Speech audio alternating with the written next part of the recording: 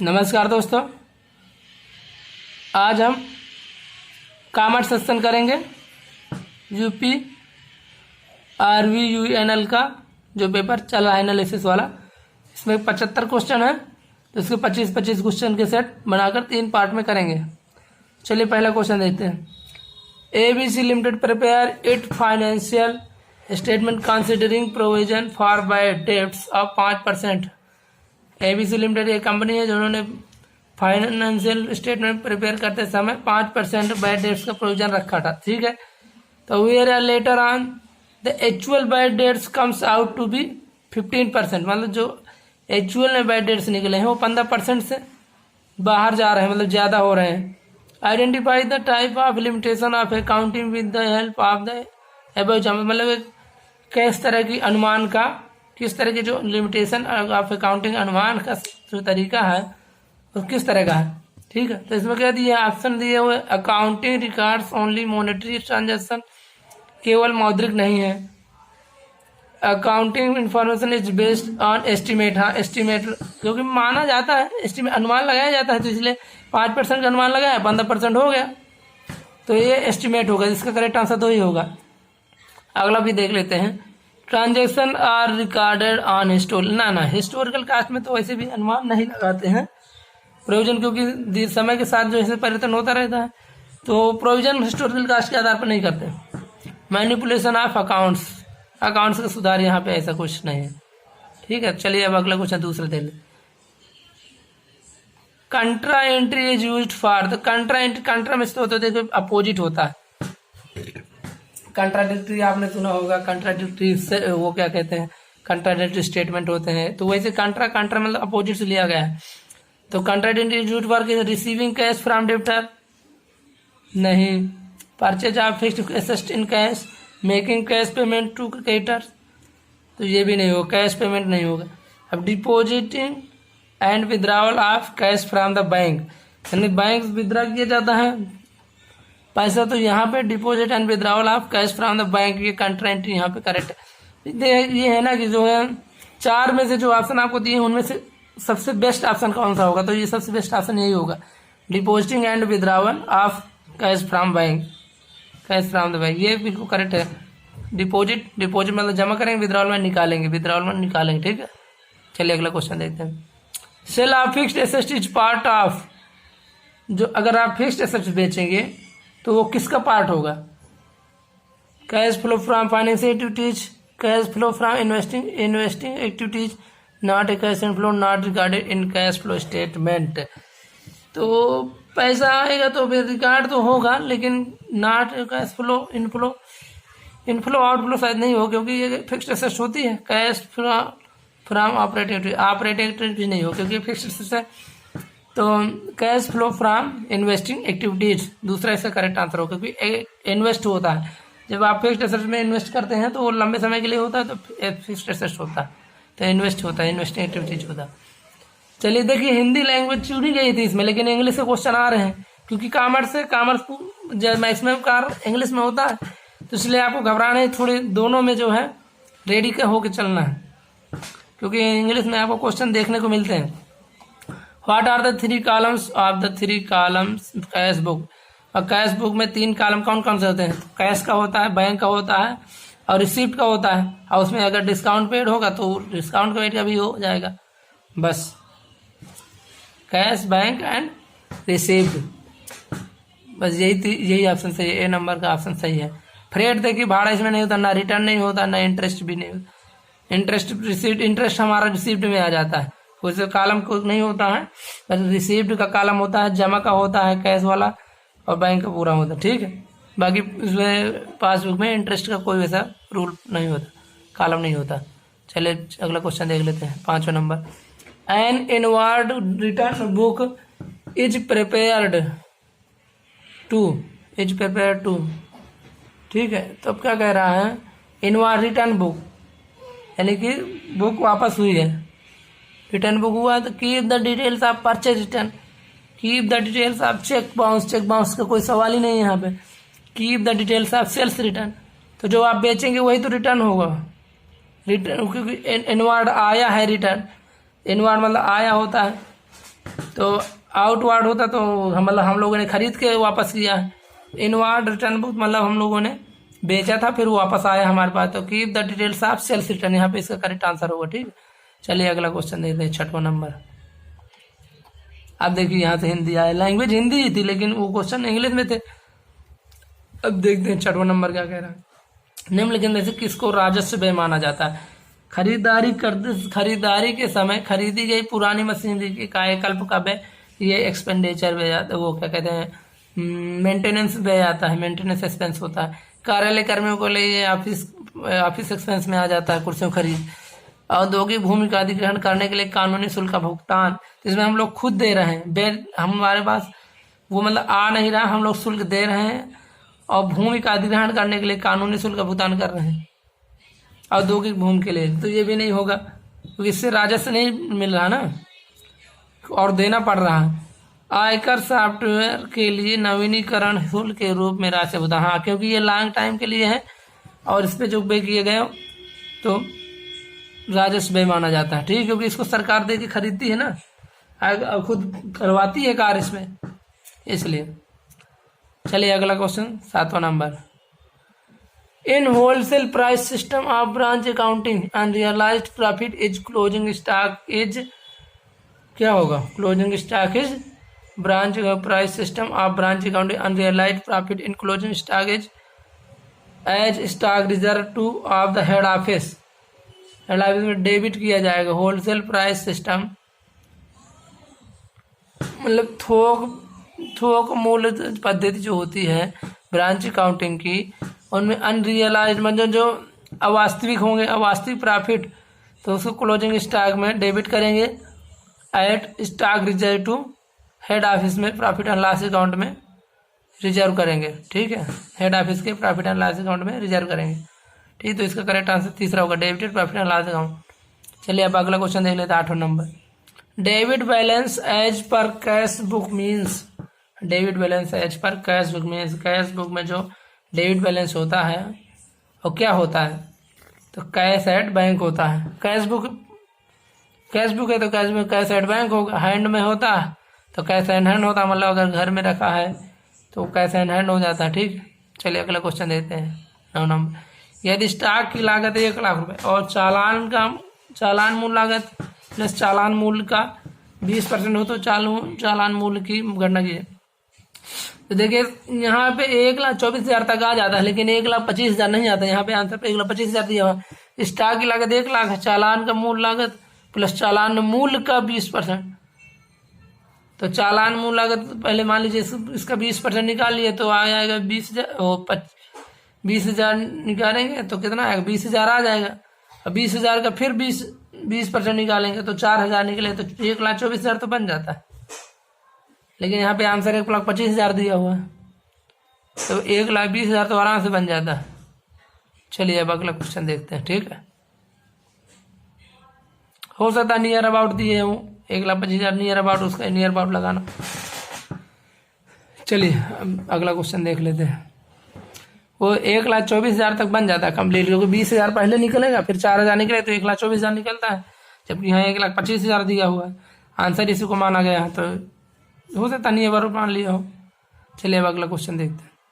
In case of independent branches where fixed asset account is maintained by head office, what will be the accounting entry for depreciation in books of branch.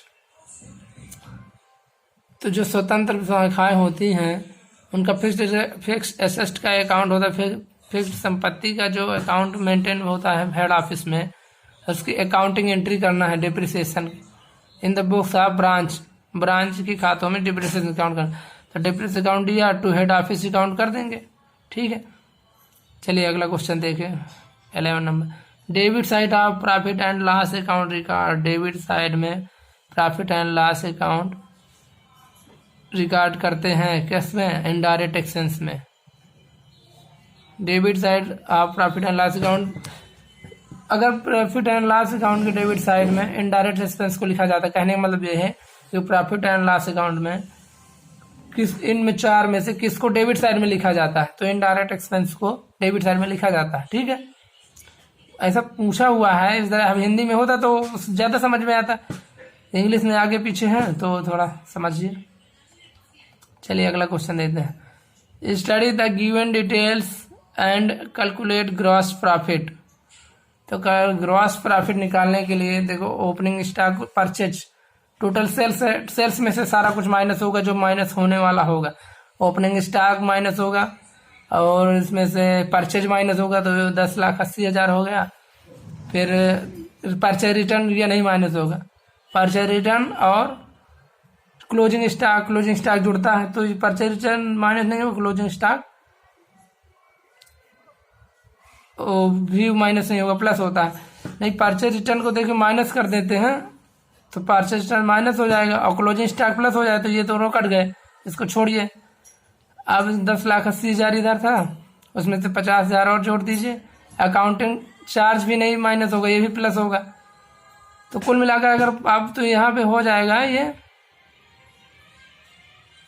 क्या है, 10,80 में 5 दो तो 10,80,000 में 50,000 और जोड़ देंगे तो 11,30,000 हो जाएगा। ठीक है, 11,30,000 16 लाख में से घटा देंगे और 16 लाख में से 11,30,000 घटा देंगे तो आ जाएगा 5,70,000। ठीक है, करेक्ट आंसर इसका 5,70,000 हो जाएगा। चलिए अगला क्वेश्चन देखते हैं।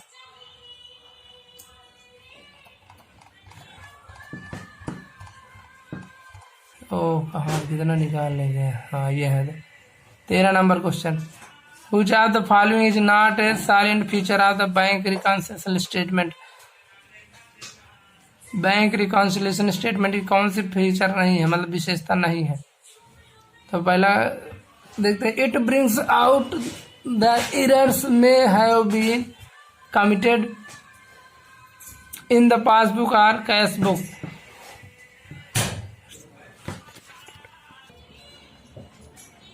तो इट ब्रिंग्स आउट मतलब जो इसमें गलतियां निकल के आती हैं उनको कमिट लिखते हैं, पासबुक और कैश बुक दोनों में लिखते हैं, तो इसका मतलब ये विशेषता सही है।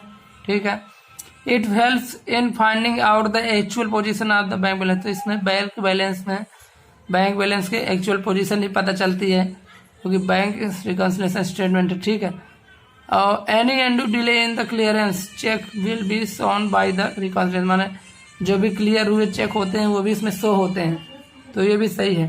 It helps in quick collection from debtor. Quick collection नहीं होता इसमें, पास में क्विक कलेक्शन फ्रॉम डेब्टर्स का नहीं कर सकते क्योंकि पासबुक है उसमें पूरा स्टेटमेंट होता है, विस्तार से होता है, इसलिए यहाँ पे ये गलत हो जाएगा। ठीक है, चलिए आपको अगला क्वेश्चन देख लेते 14 नंबर। निम्नलिखित में से किस शाखा लेखांकन प्रणाली के अंतर्गत प्रधान कार्यालय शाखा से संबंधित सभी लेन देन को अभिलिखित करने के लिए एकल शाखा खाता खोला जाता है? एकल खाता खोलेंगे तो सिर्फ एक ही होगा, देनदार प्रणाली होगी। अंतिम खाता शाखा अंतिम खाता प्रणाली, थोक आधार प्रणाली, स्टॉक और देनदार प्रणाली, तो यहाँ पे देनदार प्रणाली इसका करेक्ट आंसर है। एकल शाखा खाता खोल रहा है ना, तो इसमें से जो जमा करेंगे हो गया। चलिए अब अगला क्वेश्चन देख लेते हैं 15 number. What is the accounting entry to record depreciation when provision for depreciation account is maintained in books of accounts? तो डिप्रिसिएशन अकाउंट होगा, उसको मेंटेन करेंगे बुक्स ऑफ अकाउंट्स में। प्रोविजन जो प्रावधान होता है, ह्रास का प्रावधान होता है, तो उसकी एंट्री करना है। तो depreciation account year to provision for depreciation account. तो देखिए डिप्रिसिएशन का अगर प्रावधान करना है तो डिप्रिसिएशन को डीआर कर दीजिए। जैसे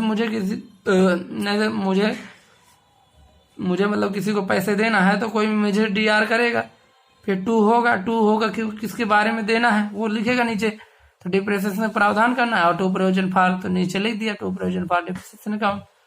ठीक है, जर्नल एंट्रीज में काफी ज्यादा पूछे गए हैं। चलिए अब अगला क्वेश्चन देख लेते हैं। निम्नलिखित में से किसे राजस्व प्राप्तियों के रूप में माना जाता है? राजस्व प्राप्ति क्या होती है? राजस्व प्राप्तियां होती है जैसे राजस्व प्राप्त होता है सरकार को, टैक्स प्राप्त होता है सरकारों को। तो व्यापार प्राप्त से प्राप्त रहता है, तो होता ही व्यापार से जो इनकम होती है तो उसमें सरकार डायरेक्ट टैक्स लेती है, सरकार डायरेक्ट इनकम टैक्स लेती है। और तो इसमें से ये तो हो ही जाएगा। अचल संपत्तियों के बिक्री से अचल संपत्ति नहीं होती, क्योंकि अचल संपत्ति से उसमें से पहले जो इन्वेस्टमेंट करते हैं उसमें से प्राप्त नकदी में राजस्व प्राप्ति नहीं मानी जाती इसको। हरित वित्त परियोजना के स्थापन के लिए आर्थिक सहायता के रूप में सरकार से अनुदान, सरकार से खुद अनुदान मिल रहा है, तो इसमें क्या होगा? इसमें राजस्व का कोई सवाल ही नहीं है, क्योंकि सरकार खुद अनुदान दे रही। आग लगने के कारण मशीन की क्षति होने पर बीमा के दावे की राशि, इसमें नुकसान हो रहा है तो इसमें से जिसमें नुकसान होता है तो नुकसान में से राजस्व की संभावना नाम आती होती है या होती नहीं है, क्योंकि खुद नुकसान होने के कारण उसको देना पड़ रहा है, लेने की तो बात ही नहीं है। ठीक है, चलिए अब अगला क्वेश्चन देख लेते हैं। यहाँ थोड़ा ये सिस्टम गड़बड़ा गया था, इस वजह से थोड़ा रुका। ठीक है, चलो अब अगला क्वेश्चन देखते हैं। 17 नंबर, शाखा अंतिम खाता प्रणाली ब्रांच फाइनल अकाउंट सिस्टम के अंतर्गत कितने खाते तैयार किए जाते हैं? 2 खाते तैयार किए जाते हैं। ठीक है, चलिए अब अगला क्वेश्चन देखते हैं। 18 number, trading account is prepare to know. Trading account prepare करके आप क्या पता कर सकते हैं? The inflow and outflow, cash in business नहीं, कैश इन बिजनेस का कहाँ, क्योंकि उधार भी तो होता है, कैश इन बिजनेस का होता है, और बहुत डूबने का होता है, डूब जाता है, बैड ट्रिप हो जाता है। The net profit of net profit trading account से नहीं निकालते हैं, उसके लिए नेट प्रॉफिट के लिए फिर वो प्रॉफिट एंड लॉस अकाउंट बनाते हैं ना। All monetary and non monetary information about the company, trading account नहीं ऐसा नहीं, मॉनेटरी नॉन मॉनेटरी हो सकता है, लेकिन अभी नीचे और ऑप्शन दिया the gross profit of the, direct gross profit निकालने के लिए ट्रेडिंग अकाउंट बनाया जाता है सामान्यतया। अब से 4 ऑप्शन है, इसमें से सबसे जो ठीक ऑप्शन है उसी को लगाना है, तो इसमें the gross profit of return होगा। ठीक, direct the gross profit of return trading account से पता चलता है। चलिए अगला क्वेश्चन देखते हैं। निम्नलिखित में से कौन सा विकल्प पूंजीगत आरक्षित है? पूंजीगत आरक्षित है। ठीक है, कामगार क्षतिपूर्ति आरक्षित नहीं, कामगार को तो देने पड़ता है, आरक्षित नहीं। लाभांश समकरण निधि ये भी नहीं, ऋण पत्र मोचन ये भी नहीं, प्रतिभूति प्रीमियम आरक्षित है, क्योंकि ये सिक्योरिटी भी रखा होता है, जैसे भी हो अपना उसी तरह आरक्षित रहता है। पूंजी दीजिए, जैसे गिरवी रख दिया, कोई प्रीमियम पे रख दिया तो उसमें से कुछ प्रीमियम मिल जाता है, फायदा मिल जाती है, तो प्रतिभूति प्रीमियम, और बाकी वो सेव अपना रह आता है जो मेन बैलेंस होता है, तो प्रतिभूति प्रीमियम आरक्षित होगा। ठीक है, चलिए अगला क्वेश्चन 20 नंबर, नगद बही और पासबुक के अनुसार जमा शेष राशि 50,000 और 15,000 का एक चेक जारी किया, किंतु उससे भुगतान के लिए प्रस्तुत नहीं किया गया। पासबुक के अनुसार जमा शेष राशि क्या होगी? नगद बही और पासबुक के अनुसार जमा शेष राशि 50,000 है, 15,000 का एक चेक जारी किया, किंतु उसे जमा भुगतान के लिए प्रस्तुत नहीं किया। तो जब भुगतान के लिए प्रस्तुत नहीं किया गया तो उससे कोई मतलब ही नहीं है, जमा होगी नहीं। तो इसमें क्या कहना है? पासबुक के अनुसार जमा शेष राशि 50,000 ही रहेगी, तो जब उसको भुगतान के लिए गया ही नहीं तो राशि तो बढ़नी नहीं। ठीक है, अगला क्वेश्चन है, गलत विवरण की पहचान करें।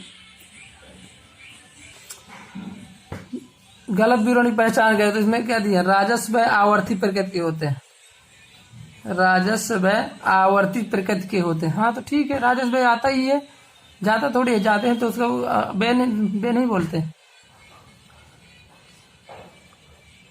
पूंजीगत प्राप्तियों को ट्रेडिंग या लाभ और हानि खाते में जमा किया जाता है। पूंजीगत प्राप्तियों को ट्रेडिंग ना पूंजीगत प्राप्तियों को नहीं जमा किया जाता, पूंजीगत प्राप्तियों को लाभ में जमा नहीं किया जाता। ठीक है, राजस्व प्राप्तियों को प्रोद्भवन आधार पर मान्यता दी जाती है, राजस्व प्राप्तियों को प्रोद्भवन आधार पर मान्यता दी जाती है। हाँ सही बात है, राजस्व की जो प्राप्तियां होती हैं उनको प्रोद्भवन आधार पर मान्यता दी जाती है, ये सही है। पूंजीगत व्यय एक से अधिक लेखांकन वर्ष में संगठन की राजस्व सृजन क्षमता का योगदान देता है, ये भी सही है, क्योंकि पूंजीगत वर्ष एक ही वर्ष का थोड़ी होता है, लॉन्ग टाइम में मतलब उसका अपना इफेक्ट रहता है। मान लीजिए आपने कोई एक मकान बनवाया, पूंजीगत व्यय है, तो वो 1 साल में थोड़ी उसका काम हो जाए, वो तो कई सालों तक उससे आप किराए में देके मतलब पैसे कमा सकते हैं या राजस्व इकट्ठा कर सकते हैं। ठीक है, जैसे सरकार रोडें बनवाती है और वो कई सारे सुविधा देती है। बस चला दिए मान लीजिए, तो एक बस चलाई, एक बार पैसा खर्च किया, लेकिन वो देती रहती कई सालों तक चलती रहती है। ठीक है, चलिए अब अगला क्वेश्चन दे रहे हैं 20 number. Which are the following accounting concepts says that in the financial statement of the organization, if any revenue is recognized, then the related expense to earn that revenue should be recognized. Accounting concept कौन सा है जो कहता है कि financial statement को organisation if any revenue recognise the related expense to earn that revenue should be recognised. Financial statement को आय और व्यय एक्सपेंस को कवर करता है, तो मैचिंग कंसेप्ट होगा। मिलान कंसेप्ट का मतलब ये है कि कुछ समय पर जो है कितना आय हुई और कितना खर्चा हुआ, इसको मिलाते रहना चाहिए, मैचिंग कंसेप्ट होता है। ठीक है। Periodic concept, money measure concept, जो मनी मेजर कंसेप्ट में सब कुछ मुद्रा में मापा जाता है। एक्रूअल कंसेप्ट, ये सभी कंसेप्ट को अभी बाद में एक वीडियो में बना के दें। टोटल 14 कंसेप्ट होते हैं, नहीं 12 कंसेप्ट होते हैं टोटल। इनको एक शॉर्ट वीडियो मतलब नॉर्मल वीडियो बना करके इनको समझेंगे। ठीक है। चलिए अगला क्वेश्चन देखते हैं। While preparation of financial cost of goods sold is considered rather than cost of goods produced in compliance of, तो अगर को कास्ट ऑफ गुड्स सोल्ड बेचेंगे rather than of cost of produced in compliance, तो इसको जो मिलाएंगे कितनी produce हुई और कितना मतलब गुड्स प्रोड्यूस हुई कितने मटेरियल पे। ठीक है। कितने मटेरियल कितने गुड्स पर, तो इसको भी मैचिंग कंसेप्ट ही बोलेंगे क्योंकि मिलान कर रहे हैं। ठीक है।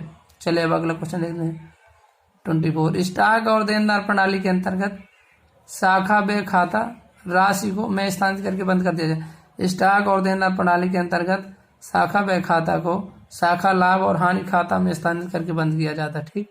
चलिए अगला क्वेश्चन देखते हैं। Trial balance is a statement which shows the closing balance of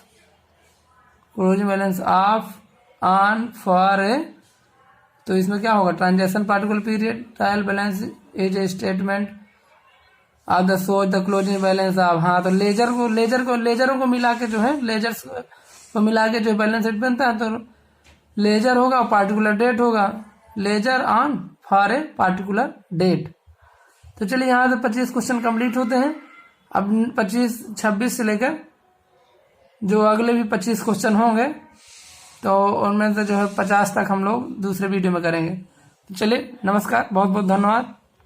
अगर आपको समझ में आ रहा हो तो आप वीडियो को शेयर, लाइक, शेयर और कमेंट कर सकते हैं। धन्यवाद।